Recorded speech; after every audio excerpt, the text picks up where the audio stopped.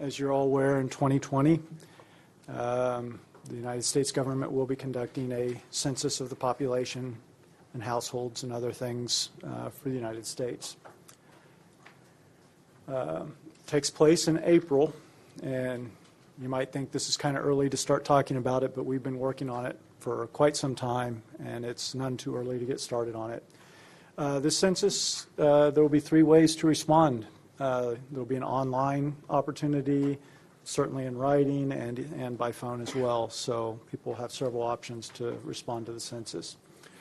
So let me just quickly go through what we've done so far.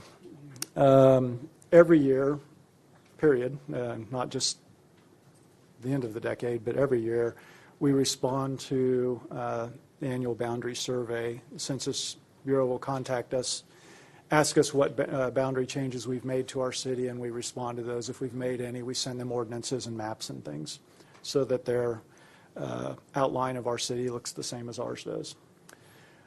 We are participating in the Local Update of Census Addresses, or LUCA program. We submitted all of our data, I think in August of last year. And I just want to do a quick call out. Our Geographic Information Systems Division, our GIS division, they did the bulk of the work on that, particularly Suzette Stone. They did an outstanding job. What that is comparing all the addresses that the Census Bureau has with our database of addresses. It was actually a good opportunity to clean ours up a little bit, but also the primary importance is to make sure that the Census Bureau has every address that we have. Obviously, there's over a year and a half between when we had to submit that and when the census count will take place. So we will have an opportunity to provide updates in January of 2020. That'll be our final opportunity to provide them with any new addresses to put into that system. And something else we're working on right now is the Participant Statistical Area Program. That's being coordinated with the North Central Texas Council of Governments on behalf of all the cities and counties in the North Central Texas region. This is a review of census tracts and block groups to make sure that they are still appropriate and fall within the parameters that the Census Bureau wants and requires. The census tract review, actually, as of this morning, I got an email from the COG saying that everybody is in agreement throughout the region, so the census tracts are set for the region. And the reason it's important to do this regionally is, we have 36 census tracts that are in or touch the city of Mesquite, or we did in 2010. And a number of those, about 12 of those, are also in other jurisdictions. So the census tracts don't necessarily follow our city limits. So it's important to have that coordination, that all the different entities are on the same page with what we should be doing with the census tracts. So we've reviewed that, sent that in. Other cities and counties did the same thing, and any conflicts have been resolved, and we're all in agreement now. Next, we'll do the block groups. Census tracts and block groups are the geographic areas upon which they create statistical data that then is used for all sorts of things, including planning and other things. But so the block groups, will start on that review very soon. So why does the census matter? And I didn't put its basic point on this list here, but which of course is to establish the political boundaries for things like our congressional representatives, and ultimately our state representation, and even that helps to establish the city council districts.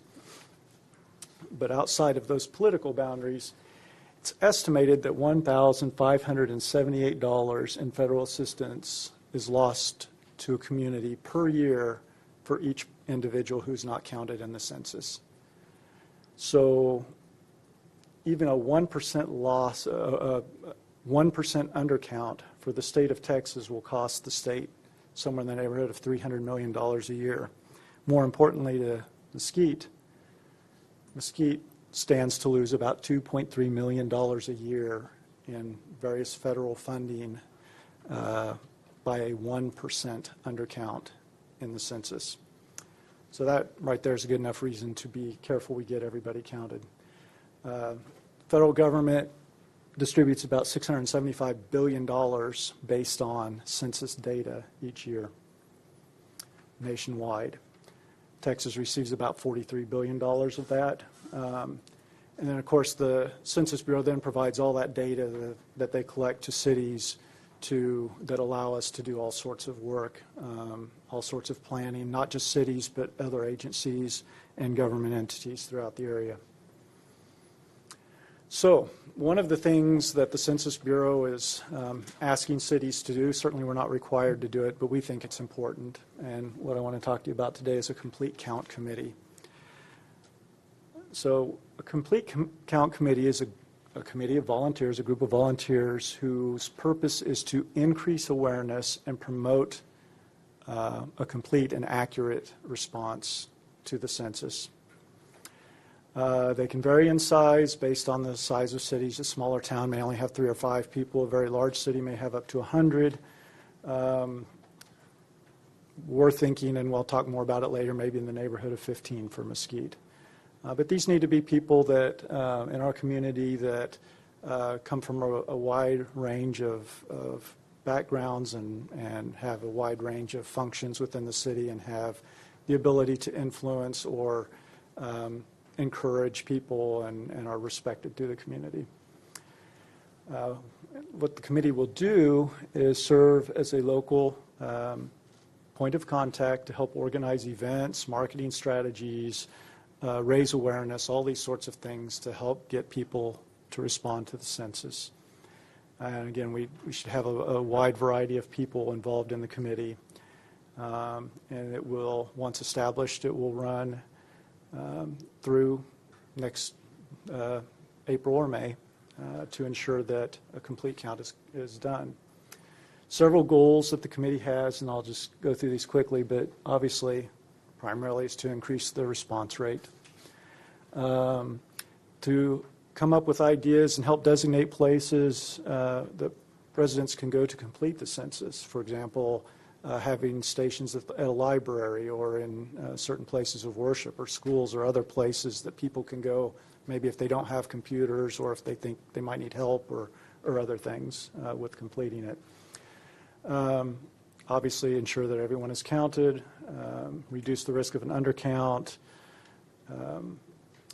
utilize local knowledge, what these people know on this committee about different groups and different ways to reach out to other members of the community.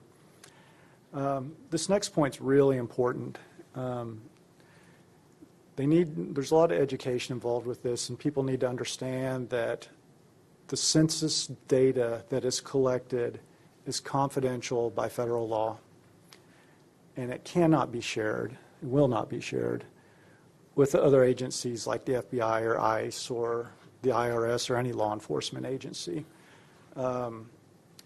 Even the importance of that even goes back to the LUCA program I talked about earlier. Before, when we signed up to participate in the LUCA program, which also was optional, but we wanted to do that, we were sent a bunch of paperwork, including confidentiality agreements that everybody who was going to touch or look at any of that data had to sign a confidentiality agreement. We had to send all that back to the Census Bureau before they would send us the data. And then we also had to keep that data secure while we had it. It's important. There's a lot of people who have great concerns about what might happen to them if they participate, and we need to educate people that nothing's going to happen to them except they're going to get counted. And it's a very important aspect, and all the people who reside in Mesquite need to be counted regardless of who they are, why they're here, or otherwise. The other thing they can do, and it's important, the U.S. Census Bureau hires a lot of temporary employees, and they can help promote that to those who might want that kind of work. And they're starting to hire now. So that's something that this committee can do as well. I want to point out areas that the committee can focus on. Certainly they need to focus citywide, but we had 10 of our 36 census tracts from 2010 have be what were considered low-count census tracts. So these are census tracts where 25% or more of the households did not respond to the census in 2010. So I've zoomed in a little bit. These blue lines with red dashes, those are census tract boundaries. So you can see all these are census tracts. Just FYI, these dashed red lines are how like this census tract is being divided into two for the 2020 census. So we have a few of those. But all these census tracts that have red dots in them are the 10 that had 25% or more of the households not respond. You can see largely this is Highway 80, this is I-30, and 635. So a great number of them are in and around the Highway 80 corridor and north of Highway 80, west of 635. So those are areas, obviously, the whole city needs to be involved, but those are areas, again, we've identified that a committee can focus some efforts in those areas to try to get those numbers up. So we don't have names yet, but we have ideas of who could be represented on a complete count committee here in Mesquite. Again, 15 members, that's not an exact number. It can be plus or minus.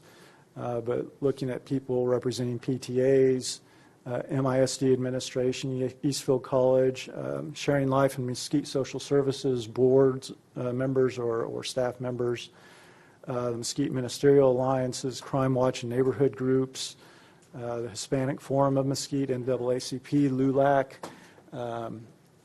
city council member, and MISD board member, that sort of thing. Now, obviously, city staff will be liaisons from the planning department. Ben Callahan, who's one of our newer planners, there he is. He is in the room. He's going to be doing a lot of work on this with me. He's doing a great job for us, and so I know he'll do great work on this. Also, marketing and communications, Mr. Larson's group, they're going to be vital to help us get information out over the next year and to assist this committee in disseminating information. So once we establish a complete count committee, the Census Bureau local office will provide training for that committee. We won't be going at this alone. They provide training and will help them get started, give them guidance, help them know how to move along. The committee will begin in May or June at the latest of this year, and then they'll be done after the census is done. So by May of 2020, they should be done. Anticipating at this point at least monthly meetings to start, but certainly that will ramp up and become more frequent. And in addition to any meetings, they'll have likely some other activities and things that they get involved in. So what's next? Tentatively, I have for April 15th to come back to you with a resolution for support of a complete count here in Mesquite and the creation of a complete count committee. The resolution obviously would support the census, encourage residents to participate, and support census takers, and strive to achieve a complete count. I also, just as an FYI, and anyone who might see this video, there's a link there to the census jobs that are available. So that's really where we're at. We think it's important to get a committee together and to do everything we can to make sure that everybody in Mesquite is counted and that we're well represented both by our elected people as well as we get our share of the funding that the federal government's going to give to somebody. Right. Thank you, Jeff. Yeah, I've been at several of these meetings, including starting all the way back January of last year, which I was going, why are we doing this 2 years out? But it's a big undertaking for our country, but it's also, it means a lot of dollars for Mesquite. So I appreciate all the efforts and everybody that wants to work and deal with this and help us with this. Thank you, Jeff. Yes, sir. I just want to make sure there wasn't any additional feedback on the makeup of the complete count committee. If there were any other suggestions, we'll have that formed. Okay. Thank you.